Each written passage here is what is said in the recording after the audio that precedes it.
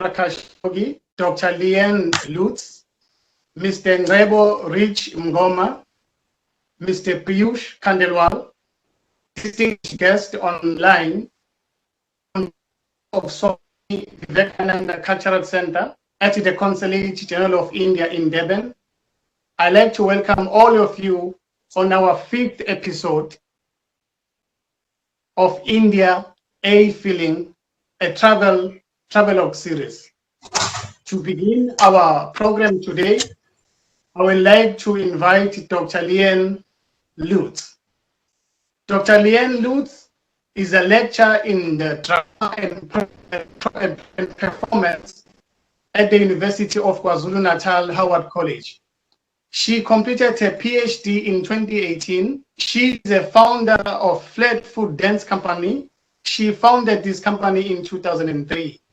She has won numerous national choreographic awards.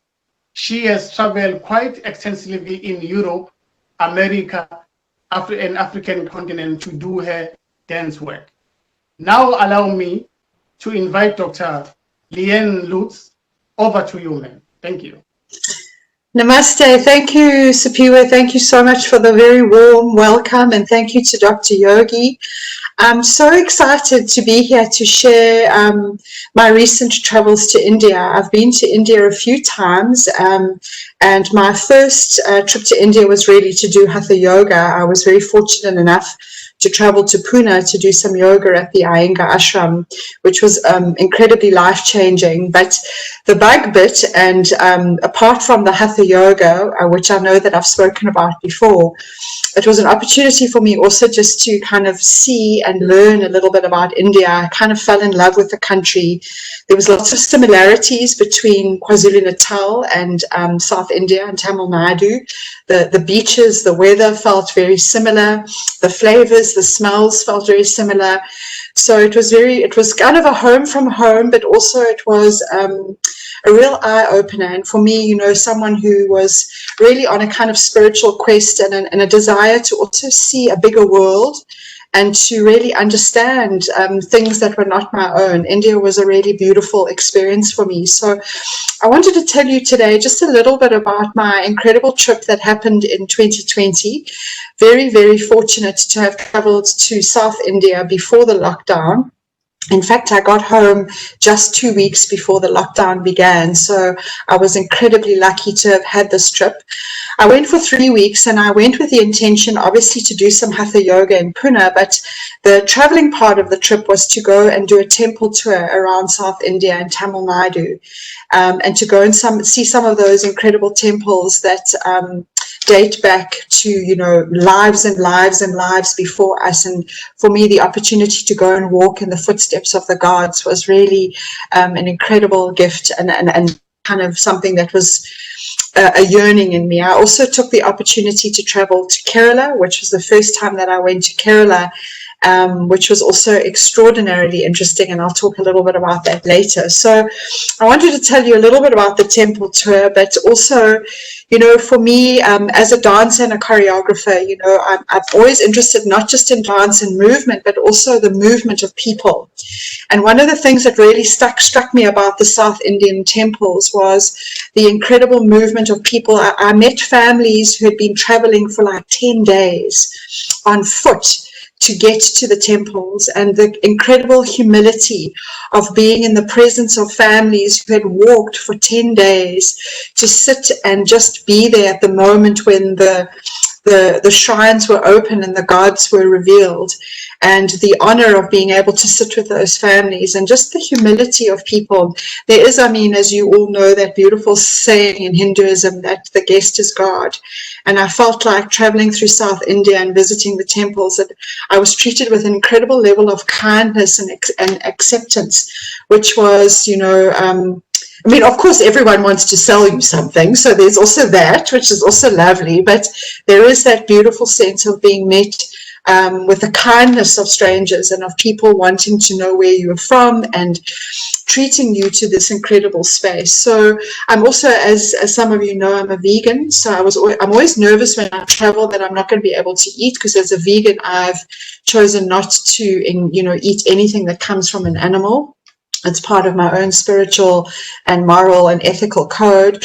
And the one thing about India is that you are never short of the most delicious vegan food. So that was also kind of the most wonderful part of traveling in South India as well. It's completely falling in love with the flavors and the tastes, and never being and sort of never having to kind of seek out a place where you can eat, because everyone kind of has a kind of vegan meal. It's just part of what it is. So that was beautiful. So my temple trip in South India began in Chennai. I arrived in Chennai after Pune, which of course is very famous for the beautiful marina beaches, which look just like Durban beaches actually. And there was a real similarity of, as I said, of smells and flavors. But from Chennai, my first stop was to travel to Mahabalipuram, which was this extraordinarily, it's a beautiful village, and it's very friendly and very easily accessible. Once I arrived, I didn't use any public transport. I just walked everywhere and felt very safe doing so.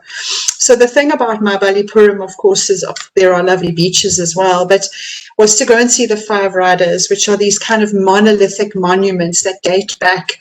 They're very interesting in Indian mythology and Vedic mythology, because they are huge stones that have been carved into, which is apparently very rare in India, and they are incredibly well preserved.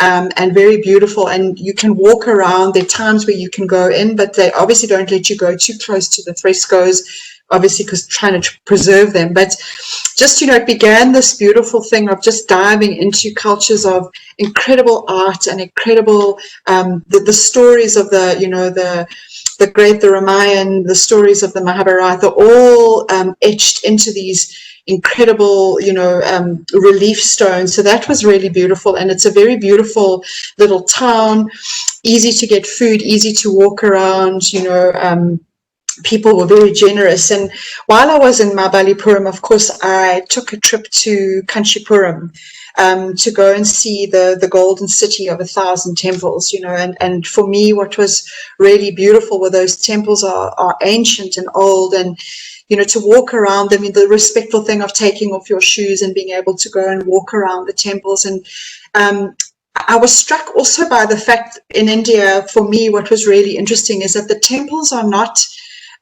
they're not tourist attractions. And of course, tourists go and see them, but the temples are used by people every day.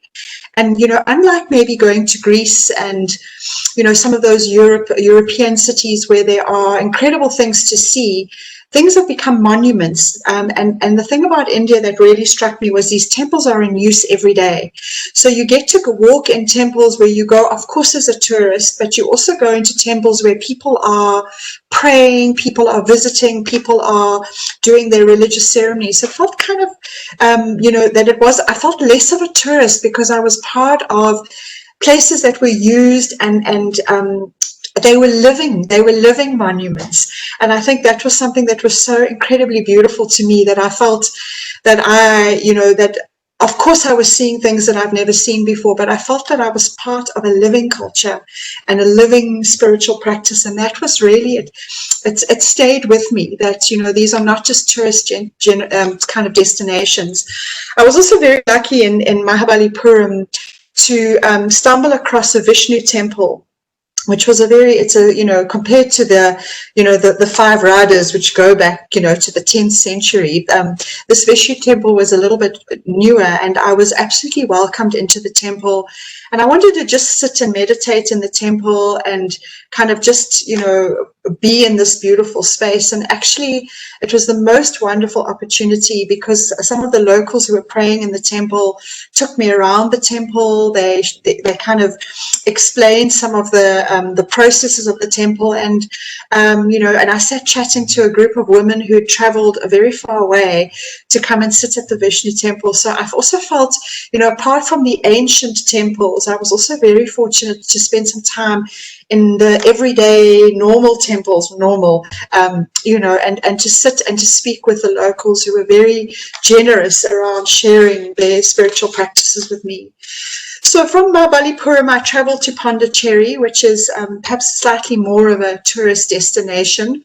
It's the kind of French colonial quarters of India, and the beaches are very beautiful. And there's the large statue of Gandhi on the beach because he walked there, so that felt very beautiful as well. But I was, of course, very interested in going to visit Sri Aurobindo's ashram, because as someone who's read Aurobindo's writing, the writings of the mother, I was interested to go and see the ashram and to be able to just feel the energy of the place.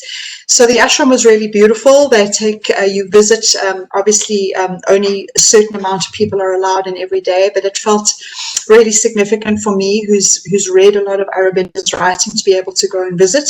I also made a trip to Oroville to go and see the mandir, and to go and I didn't go into the mandir, but you're allowed to look and walk around the extraordinarily beautiful gardens.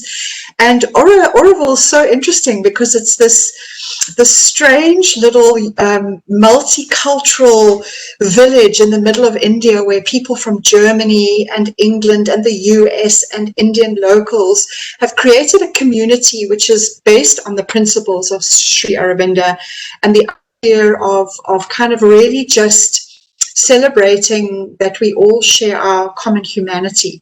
It feels a bit like the concept of Ubuntu, the idea that this village is created on this concept of Ubuntu, and it's beautiful. It's all organic. They farm organically, they live organically.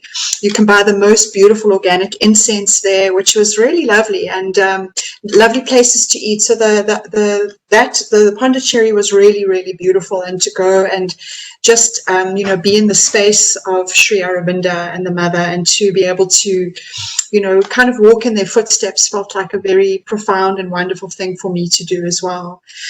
From there, I went to Swami Malai, and again started to look at some of the temples. It's one of the great cities, which is a pilgrimage city, where people, as I said, walk for days and days and days to go and visit the city. And so it felt really beautiful to go and visit the temples there and to learn the history and the stories. And then from there, of course, I traveled to Tangier and Tangor, where there are these incredible Dravidian temples that go back to the 10th century AD. I was very fortunate to visit a huge Shiva temple, which is also again in use. And I was really very struck by the placement of Nandi in terms of the Shiva temple, because Nandi, the huge sculpture of Nandi placed looking into the temple. And it's a common practice at this beautiful Tangor temple to go and whisper your wishes and dreams into Nandi's ear, so that Nandi will speak to Shiva for you. So we all kind of went and we sort of queued to whisper our wishes and dreams into Nandi's ear, and it felt very beautiful. Just the kind of relationship, for me, as I said, as a vegan, the relationship of animals to the spiritual practice and the reverence of Nandi, it just felt really beautiful and really significant, and for me, something really beautiful. Those temples are, again, very beautiful, and they are also, again, they're not monuments, they are temples that are used. So when you walk through the temples, there are people praying, there are people coming on pilgrimages, and it feels a great privilege to be able to walk in those steps. So you feel like you are part of something rather than just looking in, which is something I'm always nervous of as a tourist, as someone traveling, So from Tanjore, I went to Trichy, which is on the banks of the river Cauvery. And I, of course, visited the largest temple in South India, which is the Ranganatha temple, which is just, it's like a village. It's literally a village. You can walk the whole way around. I mean, you can walk for a day, 2 days, and not make the whole temple. And there's temples upon temples upon temples. So it felt sort of extraordinary the way in which, it was also there's a road in the middle of the temple, and, there's sort of the auto rickshaws are driving through and people are selling fruit, and it's all in the middle of the temple, and it just feels like it's chaos, but it's chaos that everybody understands. And it felt, again, that the idea that for me, that spirituality is not separated from our everyday lives, that the idea of buying your fruit and haggling for your tea and your juice and whatever is part of the temple.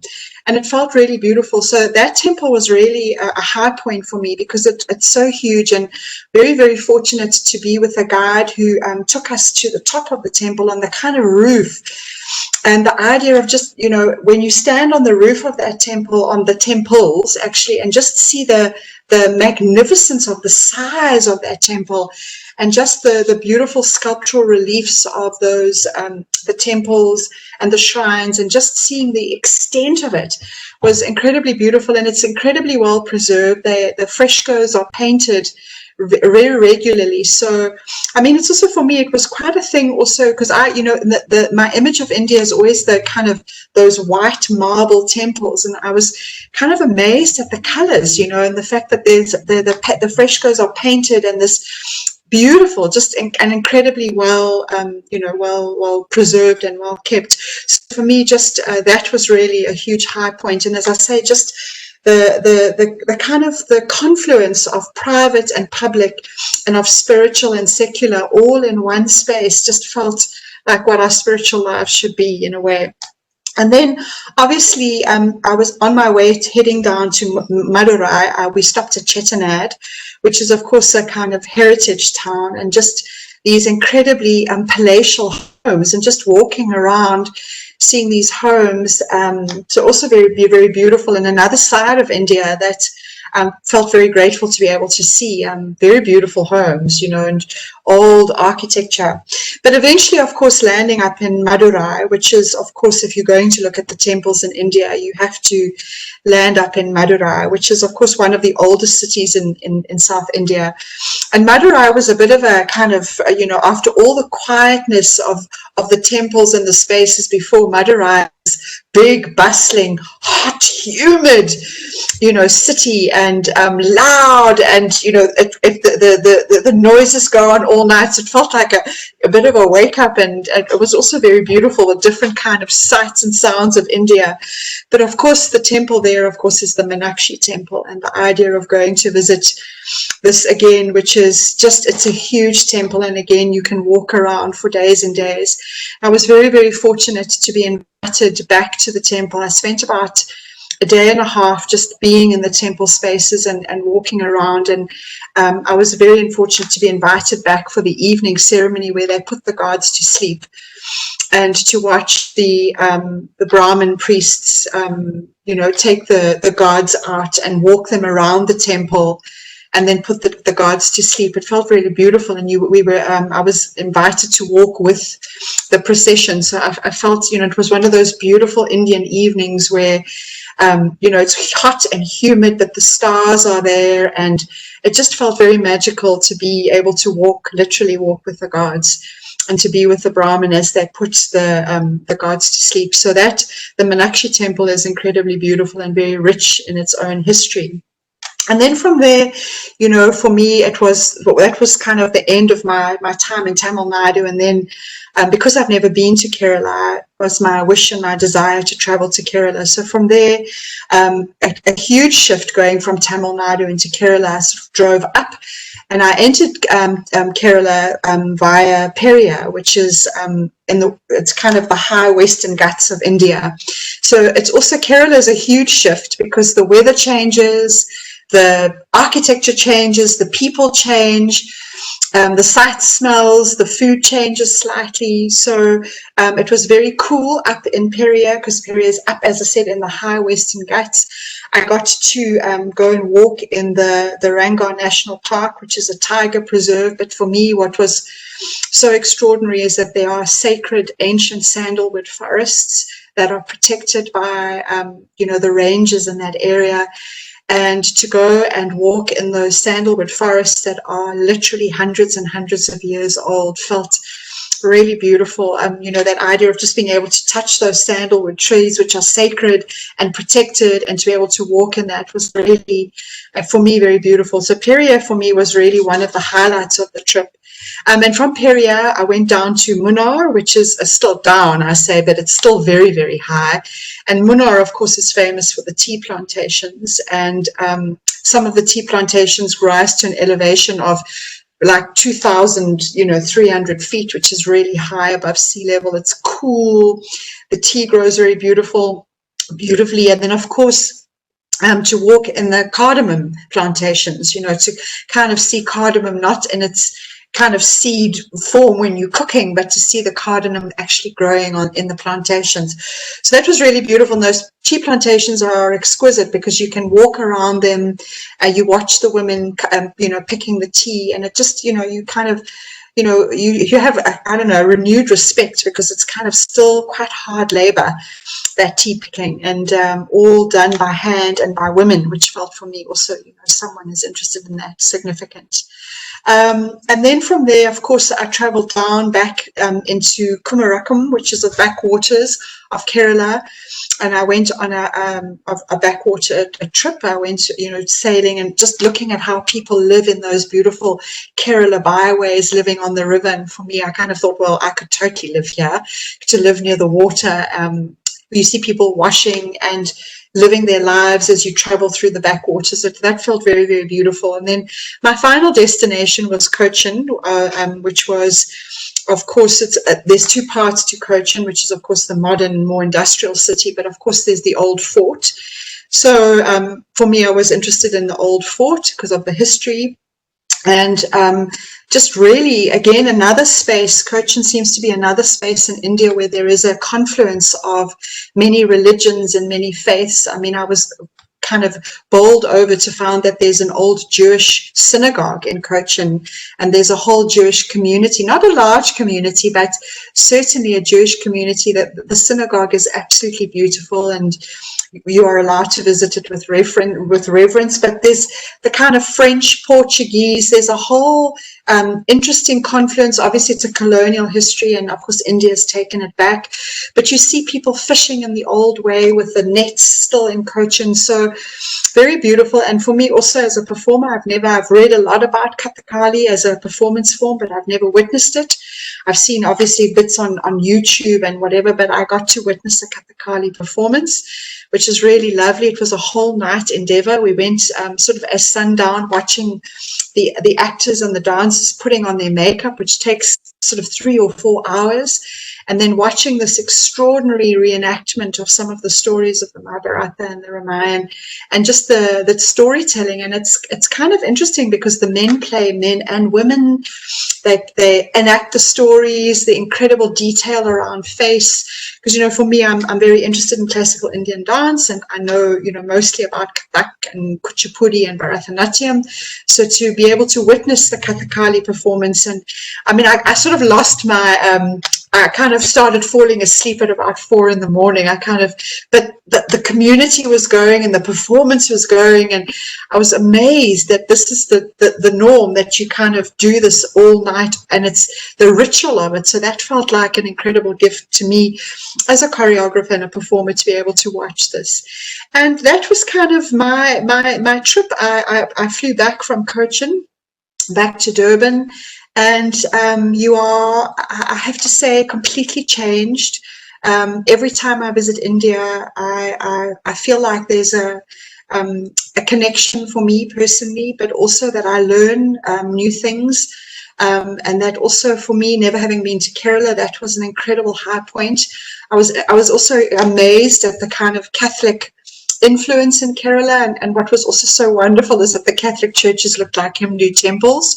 So there was also a kind of way in which, you know, Catholicism had taken on the Hindu, you know, the gods, you know, Mary, the statues of Mary had been dressed, just like, you know, Meenakshi had been dressed in the temple. So it felt really beautiful, this way in which, you know, we talk about multiculturalism and fusion, but it sort of happens by the air we breathe, and the way in which religions sort of find their connections, and the way in which practices and cultural practices just find their connections. So it felt really beautiful, and you know, I hope in sharing this, it would ignite in somebody the desire to travel when we are able to travel again. But for me, you know, my next desire, of course, is to travel north and to go to Rishikesh and Varanasi and to go and look at those temples and those spaces. And I hope very much when COVID is over, that would be my greatest wish. So thank you so much for letting me share this with you. Dhanyavad, ma'am. Thank you very much. Your story was very interesting. Indeed, ma'am, I fully agree with you that in India, the guest is always God in India. That we know. You were talking about the India that we all know. Dhanyavad, ma'am. Thank you very much. Now we are going to watch a short, incredible India video.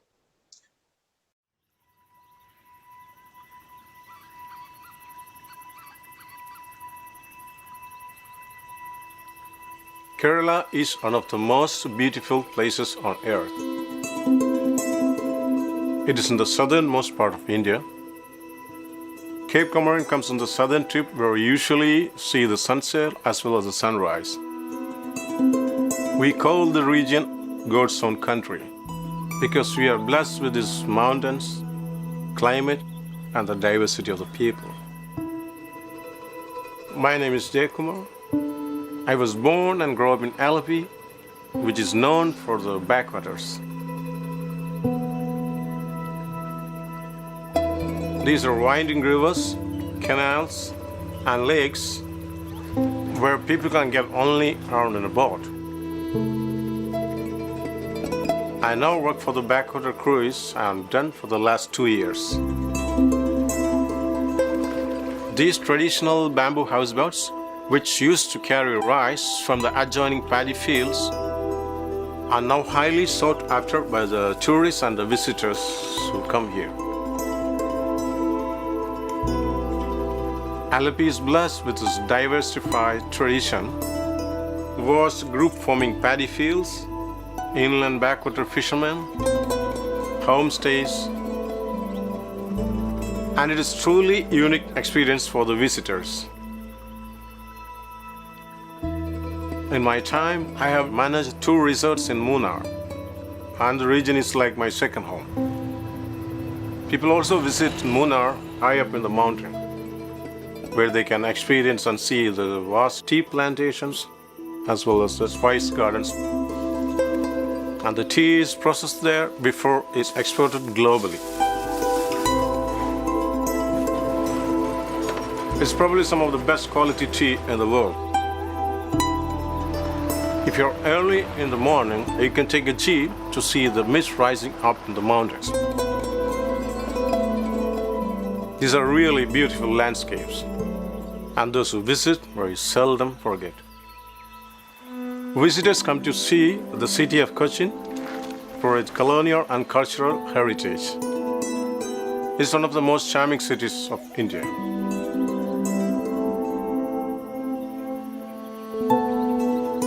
I'm proud to be from Kerala. And being a Keralite, it's a way of life.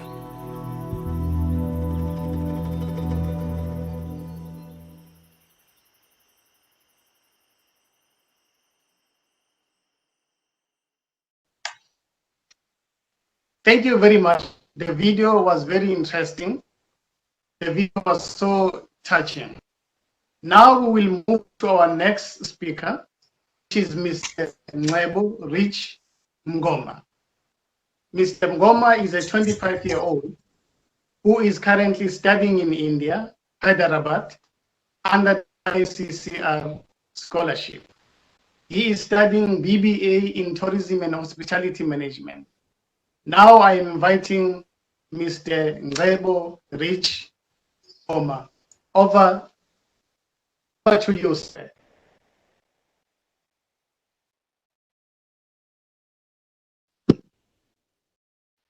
Over to you, sir, Mr. Mngoma. Oh, thanks for the opportunity, Mr. Mngoma, and I'd like to greet all of you, Dr. Yogi, Dr. Lilian, and Mr. Piyush.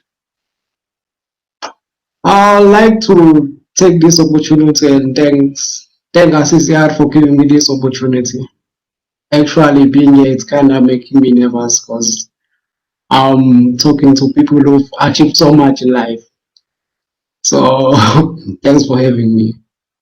I'd like to start by thanking ICCR for this opportunity. For me, as a young man who grew up in the village where I had no hope like that in life, maybe one day life will take me to this venture. I grew up in a rural area where life wasn't that easy for me, and then I moved from the rural area. But the thing started when I finished matric. I was told about the ICCR, and then I applied, of which I got accepted. And for me, that was my biggest achievement so far, being under ICCR and getting the opportunity of studying abroad. It was a big achievement for me and for my community as well, because being a young boy coming from the village, getting the opportunity of being abroad and coming back to share the stories about the India and stuff, it's kind of a big thing for someone like me. So I'd really like to really appreciate SSR for this, and for them not for being professional about this scholarship. They are when they're accepting everyone, like they don't choose where you come from, who you know in the embassy or what you know. They just accept you according to your marks and according to what you applied for. I'll really appreciate them for that. About India, for me, I've been here. This is my 4th year in India.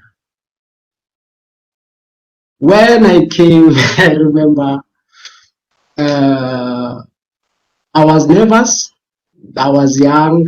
Uh, it was hard for me to be away from my family.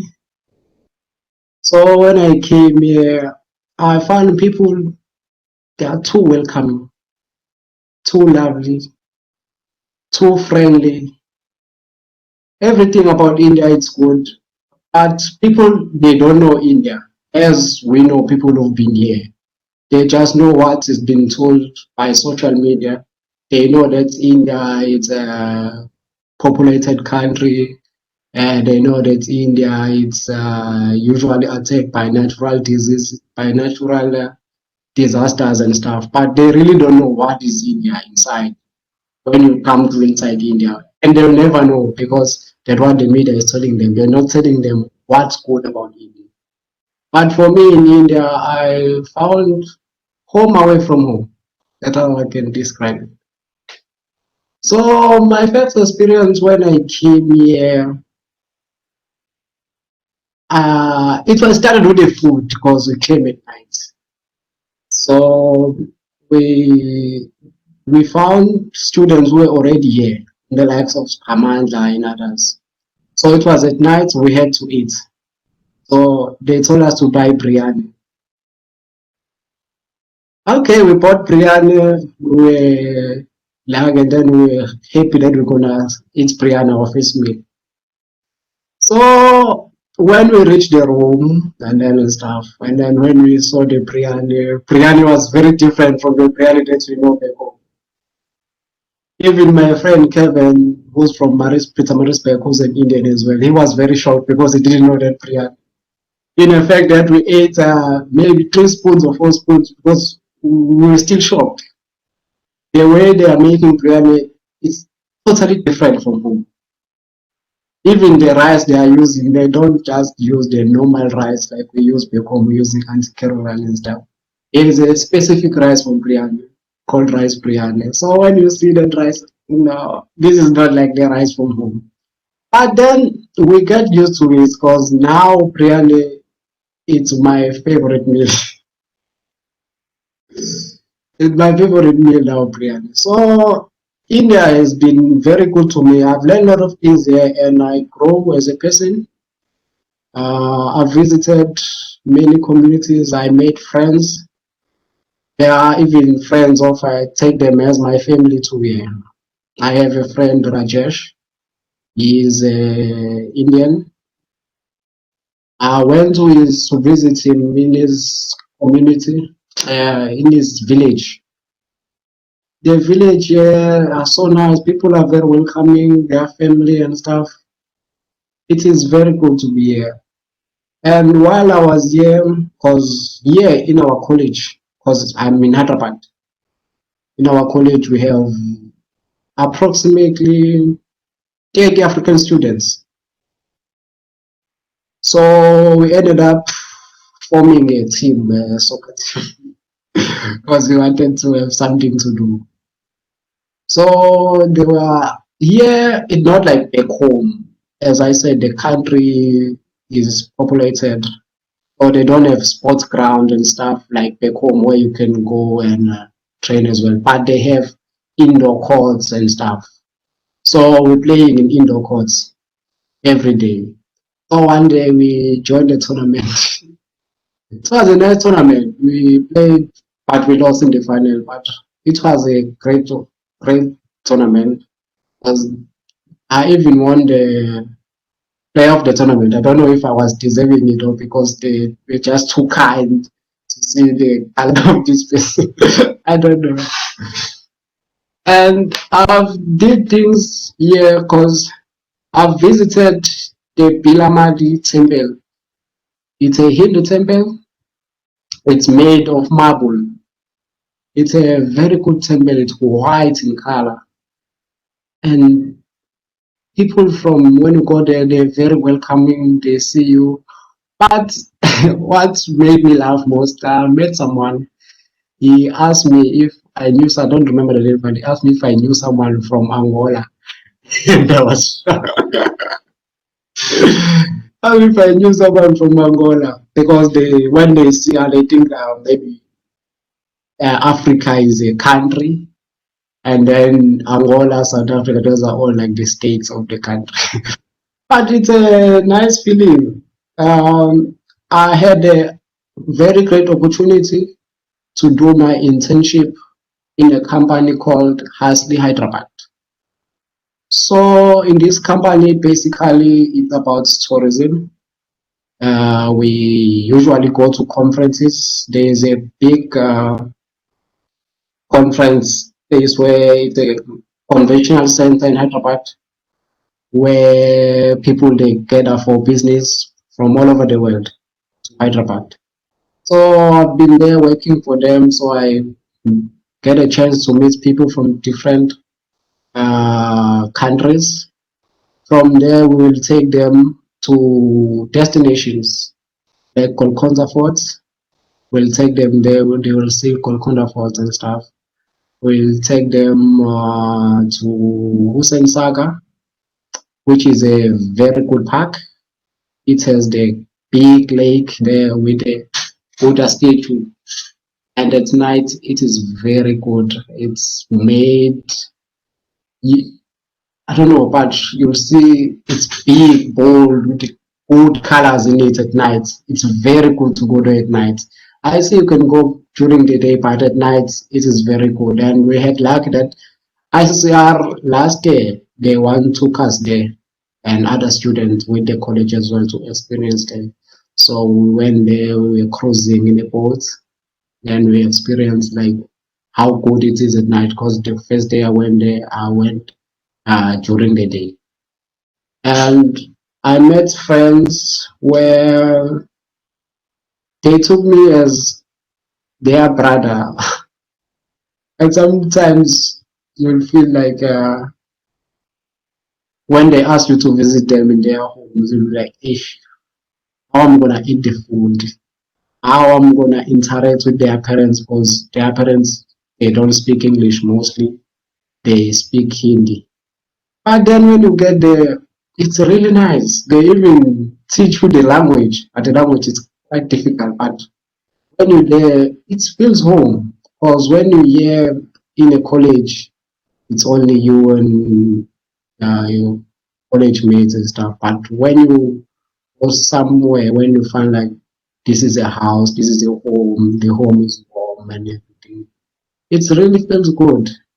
Make you remember that one day I'll finish and go. But now when I came here, I was like willing to go home when I finish. But now I'm actually scared that my time is getting finished already. So my first because when we came in the college, they asked us to volunteer in a Ethel marathon. In the Ethel marathon, that's the biggest marathon in Hyderabad marathon, which is happening around to August. But unfortunately, this year it didn't happen due to COVID-19. So when we get there, it was really nice seeing people. We even met people. There are people from different countries here. I have friends now from Egypt, Ethiopia, uh, Ghana, Zimbabwe, of which we were planning to meet again. Others, they've already left home, Namibia, but we're still in communication. Oh, for me, this has been a very good journey. And so while we were in Airtel, I was working there, was distributing t-shirts, giving them, writing their names, giving them their tickets, people who are going to attend the event. It is the biggest event. And what I like mostly about India is that they know who they are and they love who they are. They don't pretend to be someone else. They really love their culture and they stick to it. And I adore that that much because even their official language that is used, it's Hindi. That's so lovely. Even here in the college when I came, my first semester, I had a module which was called Indian Cultural Heritage. It was very difficult, but it helped me to understand more about India and the cultures as well. They really love their culture. That's what I like the most about them. When it's come to culture, there is nothing that will separate them away from culture. Even one of my of my lecture told me that the way India respect the culture, you can even go to the main road and build a temple there. They won't remove it. So it's a very good experience. I really like this country so much. I'm even adapting to the weather and stuff. But when it's come to summer, summer is really hot. It's really hot, especially in Hyderabad, because the weather will come to 40 degrees around summer. But we adapted. Now we used to it and stuff. And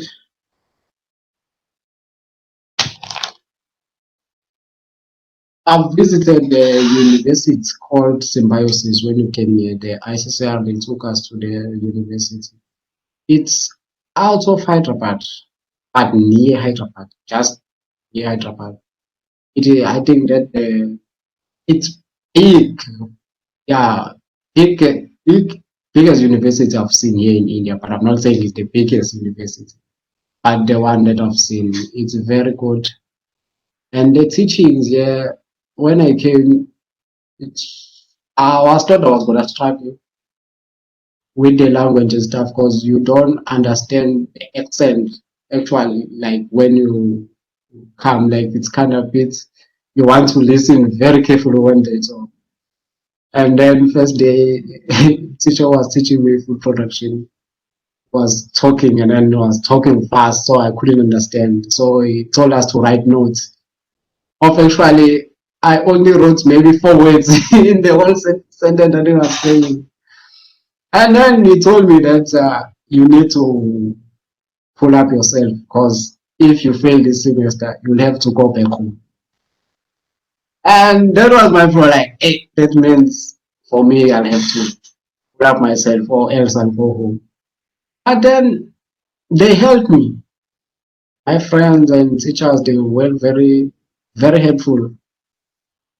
And I ended up passing my first semester because we have 8 modules, theory and 4 practical. And I passed them all with all the help of the other students. And I've been to Mumbai.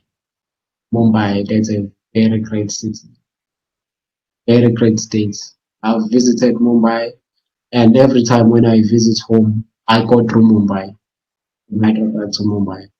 Last time when I came back, I didn't want to use a plane. I wanted to use a bus so that I'll see things very like careful and see the stuff and everything. So yeah, it is very good. The buses, they are sleeper buses where you can sleep in the bus, you take the beds and stuff. Not like home where we have to go to other states with the bus with chairs. So there you'll sleep, watch, end up sleeping, wake up watching. Because from here to Hyderabad, it's a with the bus, it's 14 hours drive. So I had a chance to experience that life of going with the bus, the public transports and stuff. So for me, I really like to be here, honestly, and it helped me in most of the things because now I was very young when I left home. My mindset was like, I can't live away from my family and stuff. But being away from home has taught me a lot of things. Now I know that in life there are times when you have to be away from family to achieve whatever you need in life. And it helped me to rely on myself to be independent. Because even when I'm short in terms of money and stuff, I don't just call home. I just learn how to manage myself through budgeting and stuff. It tells you a lot of things just to be away from home. And being with different people who are using different culture, because I have a Muslim friend using other stuff at this time they are praying. You end up learning a lot of things in terms of culture and stuff. So it's been a very good experience actually, and I really like it here. So I had a chance last uh, August. Yes, August. Africans they are making this graduation, African graduation, because graduations they are happening. I think in May. But for us as Africans, we don't get to graduate at that time because we will be home by that time. So they created the African graduation, which happens in June, because we finish exams around May, and then we'll wait for results till end of July or stuff. But then in June we make African graduation, and I got lucky because one of my friends is this thing that group called what is the name? I forgot it, but the organization it's for foreign students who are here in Hyderabad. All foreign students from all different countries. So my friend Spamandla is the president of that group. So I was honored to be called there to come and witness the graduation. It is very good to be there, seeing all the foreign students, not only from Africa, but all foreign students in India getting together, making graduation. Was a really good experience. And I couldn't wait for next year for my graduation as well to go there and graduate. And other people, they call their families to come and watch their graduation here. It is really nice. So thanks for the opportunity that I've been given to share my experience about it.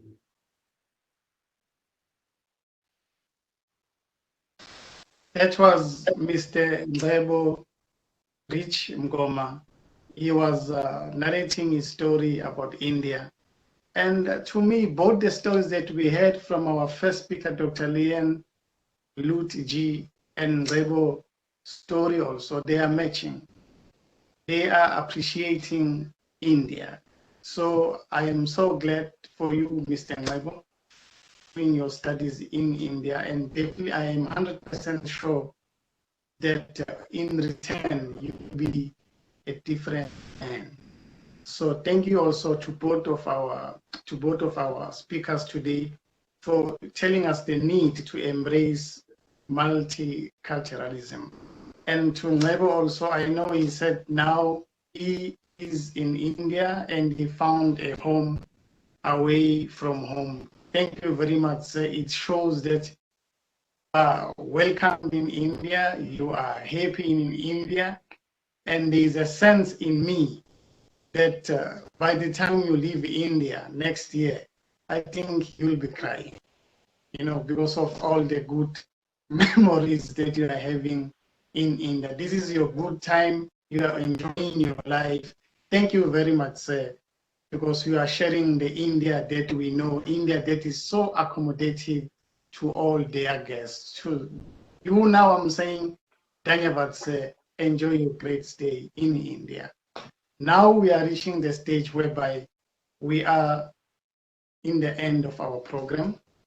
Once again, I'm saying to all of you on behalf of Swami Vivekananda Cultural Center at the Consulate General of India in Durban, I am so honored to be part of this program today, episode 5 of India Feeling a Travelogue series. Allow me to thank our two respected online guests who were speakers today, Dr. Lien Lut G, Mr. Nebo Rich Ngoma G.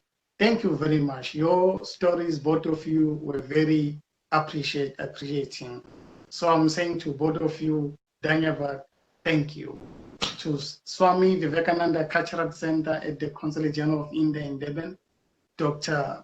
Chaitanya Prakash Yogi, Mr. Piyush Khandelwal, to both of you, sir, and Mr. Piyush Ji, thank you for making sure that today's program is running very smooth. To our online who participated in watching this program, once again, I'm saying please visit our Facebook page so that you will be updated about all our cultural events that are arranged, organized by Swami Vivekananda Cultural Center. On that note, you were such a wonderful speakers. We were so impressed about both of you.